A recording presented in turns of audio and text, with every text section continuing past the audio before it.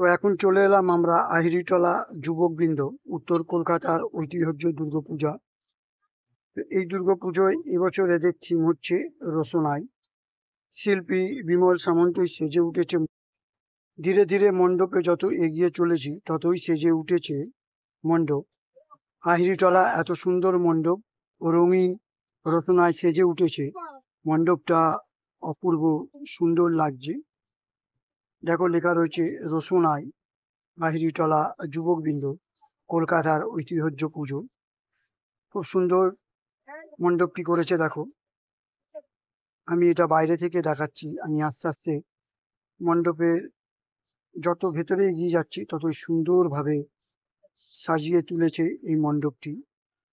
এই মুহূর্তে রয়েছি আহিরিটলা যুবকবৃন্দ একেবারে নির্মাণীয় মণ্ডপে অন্দরমহলে।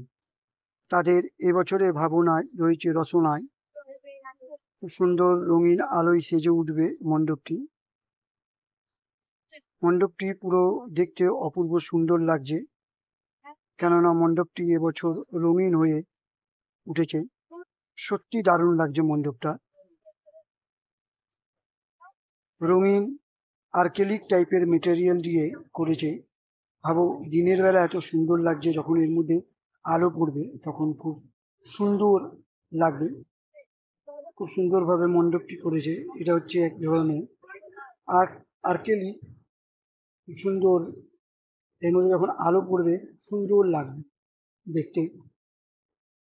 দেখো আমি পুরো ঘুরে ঘুরে দেখাচ্ছি।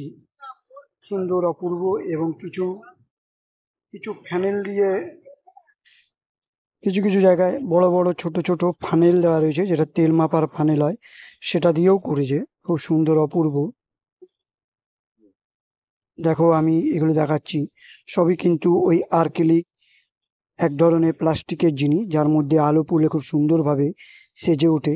হেবি সুন্দর করেছে মণ্ডপটা আহিরিটলা যুবকবৃন্দ। শিল্পী সামন্ত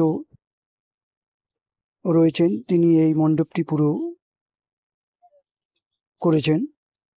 এবং মায়ের যেখানে আমি মুখ দেখাবো, মায়ের রূপ দেখাবো, সেটা এক ধরনের রূপক বলা হয়। এবং উপরের ডিজাইনগুলো দেখো খুব সুন্দর করেছে। মায়ের কাছে আস্তে আস্তে যাচ্ছি। মায়ের খুব সুন্দর মূর্তি করেছে, অপূর্ব লাগছে। দেখো মা এখানে বসে রয়েছে, গণেশ রয়েছে, লক্ষ্মী রয়েছে, কার্তিক রয়েছে, এবং এটাকে বলা হয় রূপক। মায়ের শরীর রয়েছে এবং মুখ রয়েছে। আপনি যেদিক দিয়ে দেখবেন মনে হবে যেন আপনাকেই দেখছে। খুব সুন্দর আহিরিটলা। তো বলি এখানে কিভাবে আসবে। যারা আসতে চাও তারা শিয়ালদা থেকে মেট্রো ধরে তোমরা ধর্মতলা, এবং ধর্মতলা থেকে মেট্রো ধরে শোভাবাজার মেট্রো নেবে। ওখান থেকে হাঁটা পথে 10 মিনিটে পৌঁছে যাবে আহিরিটলা যুবকবৃন্দ। এটা হচ্ছে আহিরিটলা পূজা মণ্ডপের পাশে। বা তোমরা শোভাবাজার মেট্রো যদি আসতে পারো, সেখান থেকে হাঁটা পথে 10 মিনিট।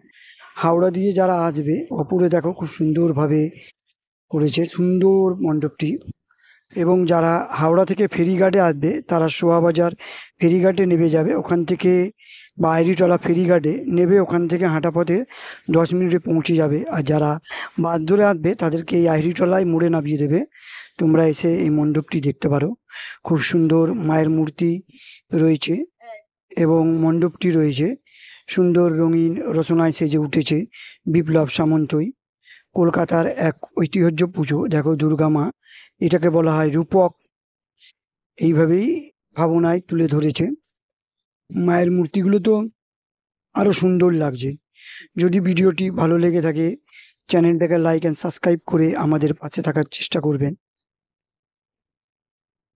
যারা ডানলপ শ্যামবাজার রাস্তা দিয়ে আসবে তারা বাস ধরে শোভাবাজার মেট্রোয় নেমে যাবে। তারপরে যেরকম বলেছি ওইভাবেই চলে আসবে।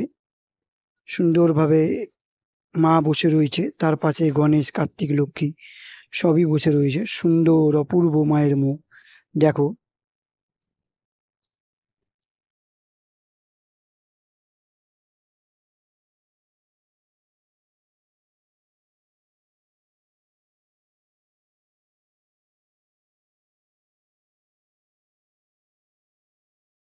ভিডিওটি ভালো লেগে থাকলে চ্যানেলটাকে লাইক অ্যান্ড সাবস্ক্রাইব করে আমাদের পাশে থাকার চেষ্টা করুন।